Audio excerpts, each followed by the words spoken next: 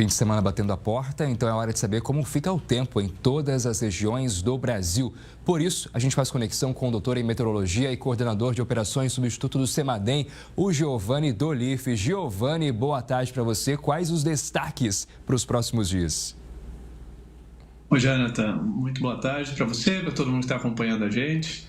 Olha, temos uma frente fria chegando no sudeste, temos o período chuvoso no litoral do nordeste, período de cheias em alguns rios na região norte e no final da semana que vem uma outra frente fria, essa mais forte, chegando no sul. Então vamos falar um pouquinho sobre isso. Vamos começar então falando sobre essa frente fria no sul, Giovanni, porque imagino que ela possa impactar outras regiões também do país, né? Essa da semana que vem, sim, vai ser uma onda de frio mais forte, provavelmente a mais forte que a gente teve até agora, esse ano. Ela vai avançar do sul para o sudeste, no centro-oeste e deve chegar até a região norte, né, que não é muito comum, acontece poucas vezes no ano, derrubando as temperaturas. Então, estou falando da semana que vem, né, para a gente não confundir. Na semana que vem, no final da semana, chega lá no sul entre terça e quarta-feira, né? De quarta para quinta chega em São Paulo, então do meio para o final da semana que vem tem um frio mais forte. Agora tem uma que já chegou, né, Giovanni? Por exemplo, no Rio de Janeiro, temos imagens ao vivo da praia de Copacabana. Temperatura no Rio de Janeiro agora é de 25 graus, tempo fechado, hein? Diferente do que geralmente nós mostramos aqui no Conexão, que é aquele dia bonito para o pessoal curtir a praia.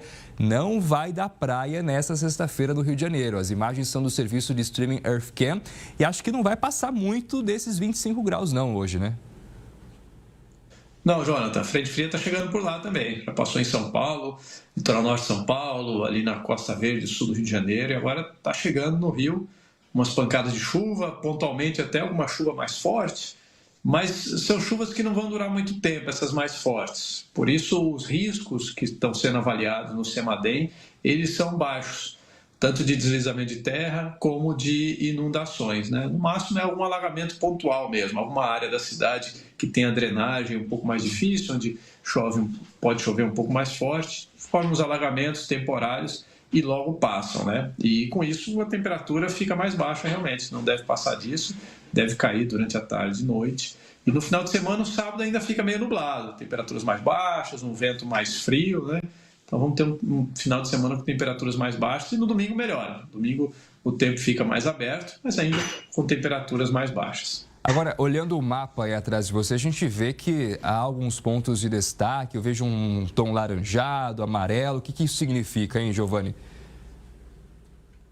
Olha, Jonathan, esse alaranjado amarelo é a Cordilheira dos Andes, tá? Aí para cá a gente tem aqui o Chuí, no extremo sul do Brasil. Aqui eu estou subindo pelo litoral brasileiro, nordeste, litoral norte, até o Oiapoque aqui em cima, tá? E aqui, ó, essa mancha mais branca são nuvens da frente fria que está no oceano, e aí ela avança e pega aqui o litoral, essa faixa mais branca, entre Santa Catarina e Rio de Janeiro, né? Nesse momento, chegando aqui no Rio de Janeiro, elas avançam assim, essas nuvens, tá? Então, aqui a gente vê nuvens da frente fria.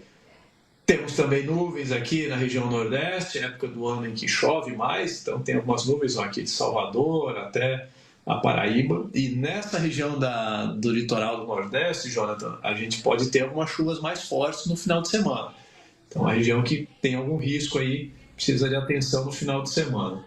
E aqui algumas nuvens também mais carregadas sobre a parte norte da Amazônia, né? O sul da Amazônia já está entrando na estação seca, junto com o sudeste, que está bem limpo e aberto, né? E boa parte do sudeste também, mais para o interior, bem seca. E essa área seca pega o sul da Amazônia. Então essa é a época de cheia, né? De pico de alguns rios aqui, dos Solimões, o Amazonas, né? Essa parte norte aqui. Então, atenção, o CEMADEM tem alguns alertas vigentes de nível moderado e alto aqui na bacia amazônica por causa da cheia dos rios. E avisos também aqui no litoral do Nordeste. Giovanni, vamos para São Paulo agora. Temos imagens ao vivo da capital paulista. São Paulo registra 19 graus de temperatura. Vamos mostrar agora para você ao vivo qual é a situação na capital. Reflexo dessa frente fria que o Giovanni está falando. Agora, essa frente fria, Giovanni, ela fica apenas restrita à capital ou atinge também outras regiões do estado? Não vai avançar muito para o interior não, viu, Jonathan? Fica nessa faixa leste do estado, pega um pouco do Vale do Paraíba, né, indo em direção ao Rio de Janeiro. O litoral onde a gente deve ter mais chuva. Já tem chovido, essa tarde, noite, amanhã ainda deve ter mais chuvas no litoral.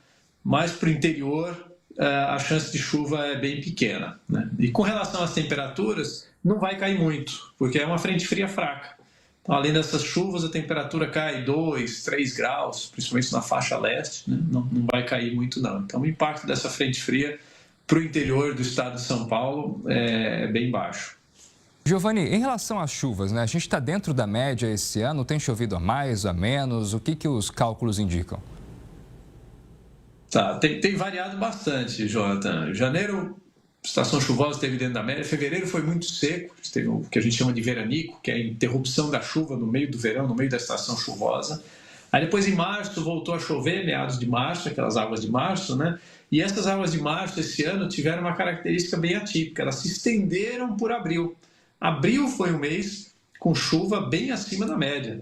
São Paulo, capital paulista, teve o abril mais chuvoso em 30 anos.